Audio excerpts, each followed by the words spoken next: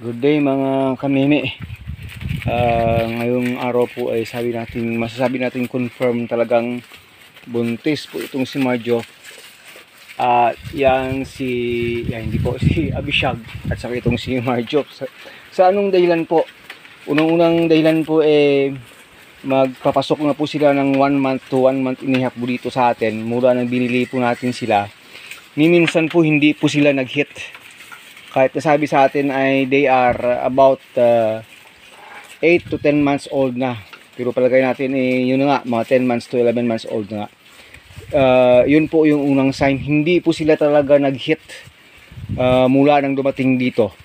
Yung pangalawang sign po, sa umaga pag tiningnan po natin sila, kahit na hindi pa po sila kumakain sa umaga, talagang malaki na yung tiyan. Yun po yung na-observe po natin mga kameme. Malaki talaga yung tiyan. Kahit na masasabi natin parang wala pang nakain, yun makikita natin ganoon, pero talagang malaki po yung tiyan. Yun po yung isa sa pinag-observe natin na pangalawang sign na talagang buntis po sila. Until such time po, nakita natin mga ka-agree na yung talagang yung other nila. Yan po, nang dumating po yung dito sila, yung other po nila, flat na flat po yan, flat na flat. Pero ngayon po ay nag-uumpisa yung bungukol-bukol na. Parang maliit na kamao na, nag-uumpisa na po talagang lumaki yung kanilang other. Kahit ito si Abishag po.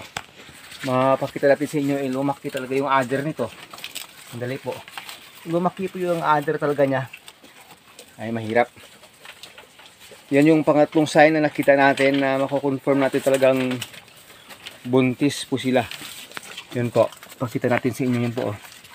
Yung other ni Abishag, umpisa na po siyang lumalaki. Yan po. Parang parang kamao ko na yung kalaki. Maliit lang konti sa kamao ko.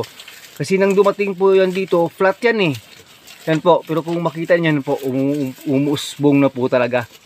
Dati yung kanyang tits ng dalawa, parang nakalambitin lang dyan, na flat lang po yan. Pero yun, makikita ninyo, nag-ooblong na, pa-round na po yung kanyang other. Yan po yung mga tawag doon, mga sign na nakikita natin pangatlo, na ma-confirm po natin itong si Abishag F3 at itong si Marjo F3 po ay buntis. Yan po, sa korte pa lang ng pangangatawan, masasabi natin talagang buntis po silang dalawa. Kasi po sa within 7 to 8 months na po tayo, 8 months na po tayong nag-aalaga ng kambing. Isa po yan sa nakikita nating palaging sign sa mga native goats po natin. Ngayon dito sa kabila, yan po, mga after 2 weeks from now, mga anak itong sa kabila. Itong si Kati na dating nakunan po yan, pero mga 2 weeks from now, yan po, mga anak na po yan. Expected natin siguro magkaroon niya ng 2 anak. Sana naman. Yun po yung sign na confirm po natin itong 2 ito buntis. Na sabi po natin pag nag-hit po sila, dadalhin po natin sila doon sa F3 na bower ni Sir Agri. Pero wala po talaga, kahit nandito si Jack sa atin, at sila mismo po wala po talagang sign na nag-hit po sila dito sa atin. So hindi po talaga natin alam kung ano magiging baby nila nito. Pero of course po, dahil galing po sila sa farm na hybrid yung mga kambing doon, most probably to po pag lumabas yung mga baby nila, nasa F3 na rin. Isa sa pinaka natin is F3 na rin siguro yung mga magiging baby nila. Yun yung natin, expectation natin. Hindi lang natin alam kung ano talaga, po. At saka isa pa po na pwede natin masabi sa inyo na confirm po. Ito pong si Abishag na tingin ko ay mas mataas yung yung rate ng kanyang pagka-hybrid dito. Yan sabi daw F3, ito sabi din F3. Pero I think mas mataas itong yung rate niya sa dugo o sa lahi. Kasi mas mabilis po itong hingalin. Yan po. O yan, dito yan, hindi yan lumabas buong araw dito sa lalim ng ng bubong na ito. Puro hingal po siya, oh. Hingal po siya. Mga kameme. Yun. masasabi natin na masaya lang tayo kasi nga yun na confirm na buntis po sila. So maghihintay na lang tayo within 2 to 3 months from now.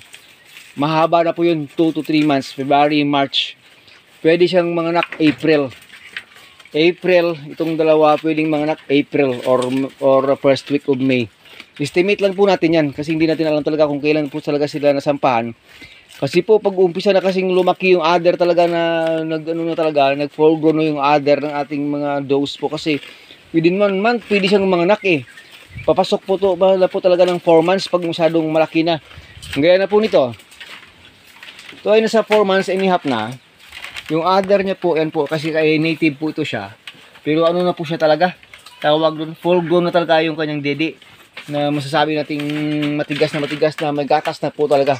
Itong si Kathy. Yun, pero sila nag-uumpisa pa lang.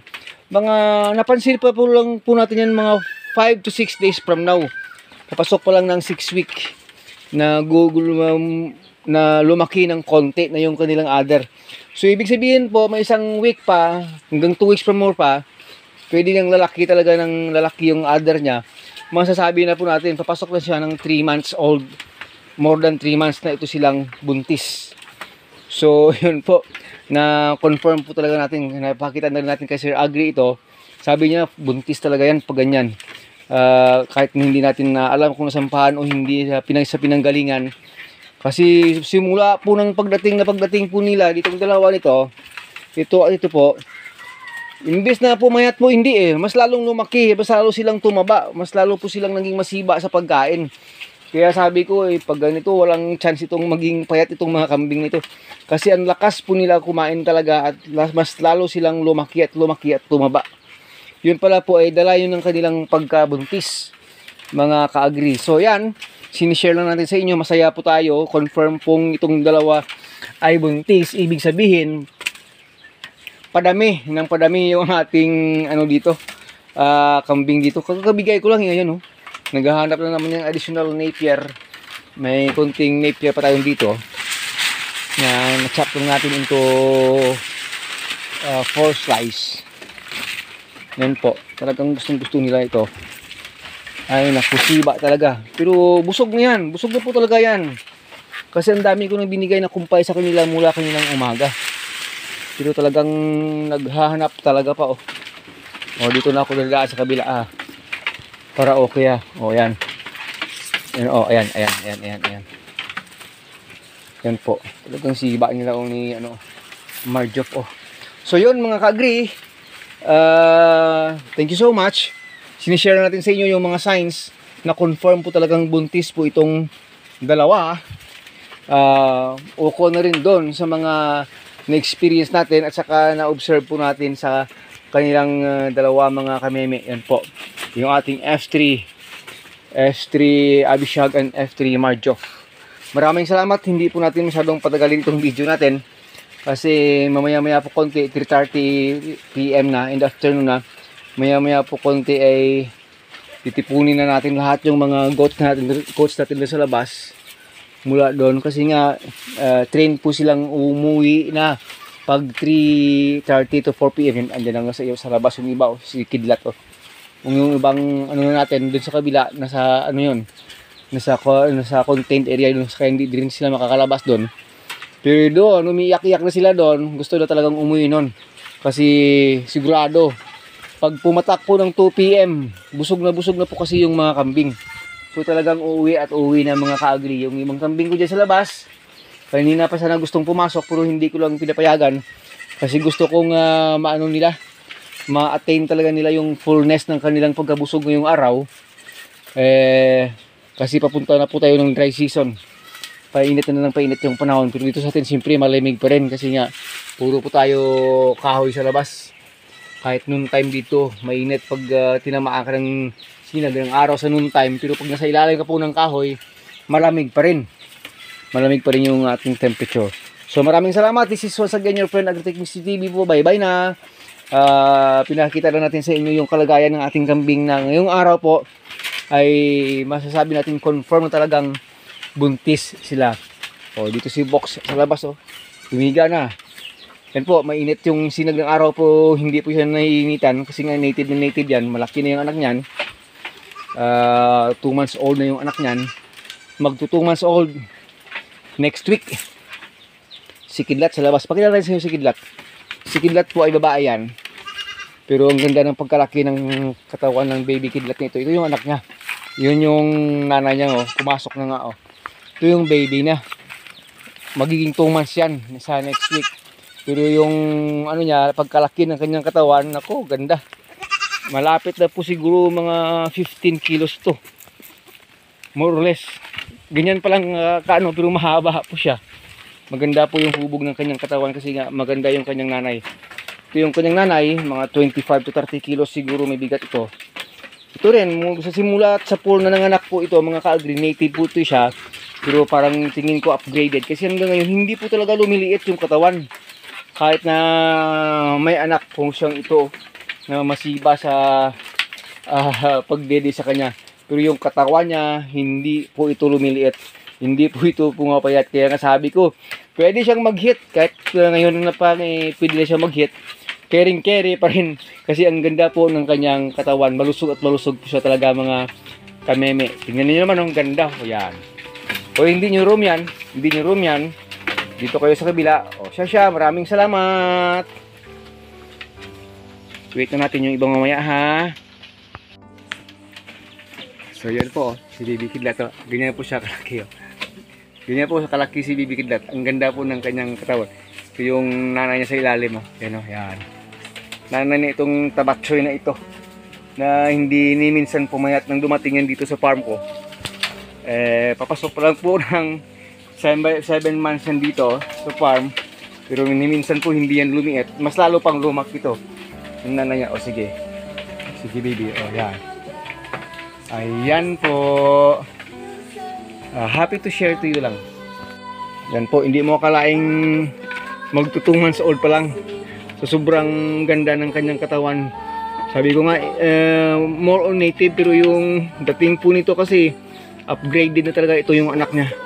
Kasi sabi sa akin yung nakasampa po dito 7 months ago po ay tawag doon, 7 months ago, hindi oo 7 months ago kasi 5 months pa siya magbubuntis. 6 months ago. Ang nagsampa po kasi sa kanila dito ay upgraded na bower na rin, bower blooded, pero upgraded lang, hindi po F-series. So yan yung naging resulta sa anak niya. Kahit siya po ay native, pero resulta sa anak niya po, ang ganda po talaga ng katawan ng kanyang anak. Inabutan yung mga kambing ko dito na 6 to 7 months old na. Siya ay papasok pa lang ng 2 months, pero inabutan na po ng kanyang katawan talaga mga kameme. So pinaka natin, prospect natin, yan po ay magiging inahin ko na rin. Kasi sa ganda ng hugis ng kanyang katawan at saka sa ganda ng kanyang paglaki, napakagandang magiging materialis yan, magiging material po siya talaga sa pagpapadami ng kambing. Wow. Look at the tummy. Alright, look at the tummy. So. Drink more water. Look at the tummy. Look at the tummy. So confirmed. Look at the tummy. The tummy is so, hindi po yan natural na sa busog lang. Kasi po, buntis po talaga. Guwapa. Yeah. Guwapa itong si Red. Itong native ghost natin ay buntis na rin. Malamang maunga pa yung manak kaysa kay dito sa kay Marjok. Pero po pagkatawan yung maging basis natin, kalahati lang kalahati lang laki nito sa ito yung native natin pero maunga pa yata ang mga anak yan, mga langga. Yan nga yung pinagkaiba talaga ng may mga gandang breed na kambing kumpara po talaga dyan sa atin sa mga native natin ng mga goats. Yan po, yun po ay hindi naman maliit na do. Ito po ay nasa regular ng laki ng native goats. Malamang mga 25 kilos na nga rin yan siguro. Pero pagdating dito, layo na ng agwat sa laki ng katawan mga kameme. Yan po, buntis yan. At saka ito, malapit ng mga anak. At lahat-lahat dyan ay may mga anak na. Mga kambing natin mga kaagay. Bye-bye! Thanks once again!